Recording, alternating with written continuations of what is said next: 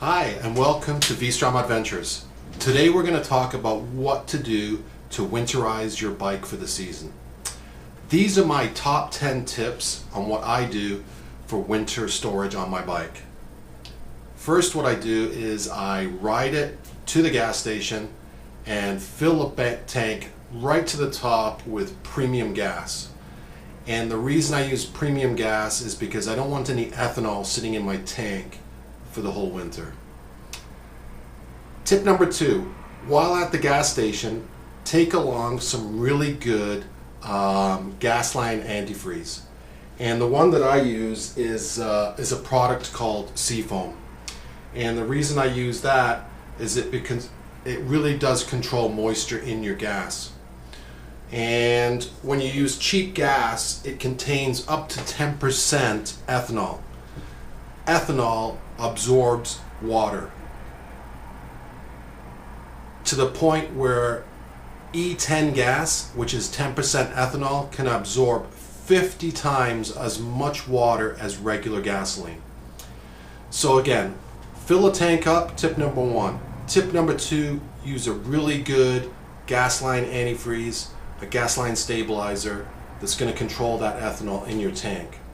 All right, and adding the stabilizer at the gas station allows it to get through your injectors and your tank and everything on the ride back to your house. Tip number 3, change your oil and your oil filter. If you've been riding around for a few months and haven't done an oil change recently, you don't want that dirty oil sitting in your crankcase for the entire winter. Old oil has a certain amount of acidity in it, and the other thing too is when spring hits, your oil change has already been done, you're ready to go. So change the oil and the oil filter prior to putting your bike away. Tip number 4, what I do at this point is I wash and wax my bike. I want to get all the dirt off and anything like that, so it's not sitting dirty all winter. The other thing I do though is at this time is while I'm drying the bike, I usually look to see if there are any things that have come loose or broken, and I'll fix those immediately as well. Tip number 5, clean the chain and re-lube it. The only thing that I suggest to use for cleaning your chain is kerosene.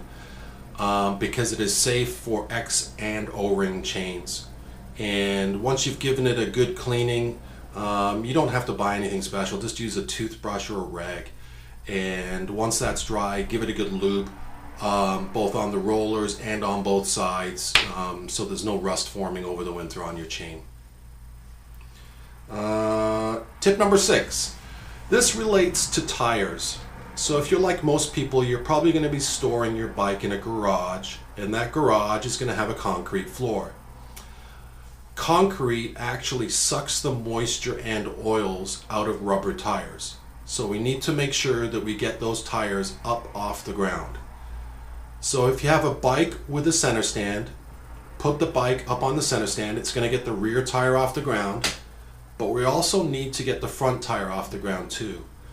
So what I usually do is put a piece of cardboard or a piece of wood or something underneath that front tire, just so it's sitting off the ground and not directly on concrete.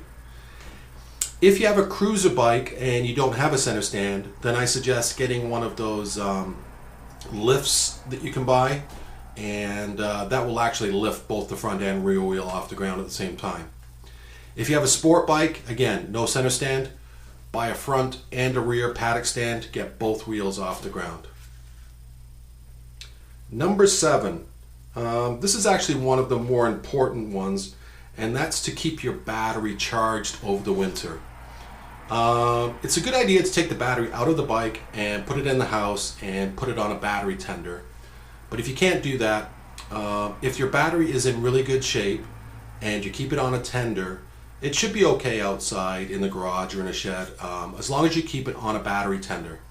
And I actually use the battery tender brand because this one actually has a computer chip in it, and what that does is it maintains the battery over the winter. So it will charge it right up to maximum charge, and then a few weeks later it will actually start to discharge the battery to a certain level. Then it will recharge it again and maintain it at a fixed voltage and charge. So it's actually exercising the battery over the winter, and then come spring it's fully charged and ready to go.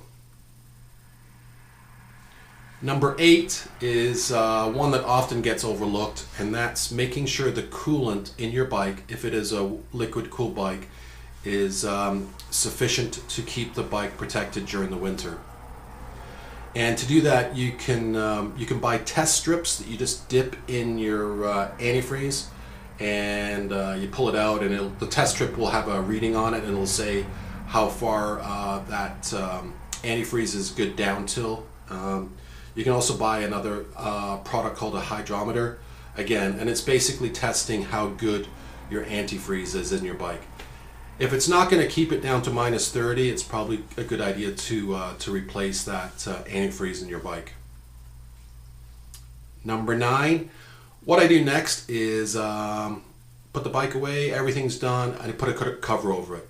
A good quality cover that's going to breathe.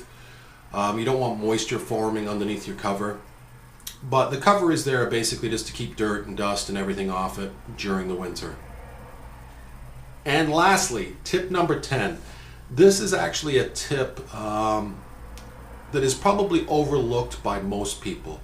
So if you're storing your bike in a shed, in a garage, or in a barn somewhere, you may want to take a look at your bike every month or so. Take the cover off, take the seat off, and make sure that there are no signs of any mice that have made a nest or are hiding out underneath your seat or in your fairing, in your airbox, because I've heard some pretty bad horror stories of guys coming to start their bike in the spring and nothing happens. Reason being is a mouse has got in there and actually eaten through the wiring. So those are my top 10 tips for storing your bike for the winter.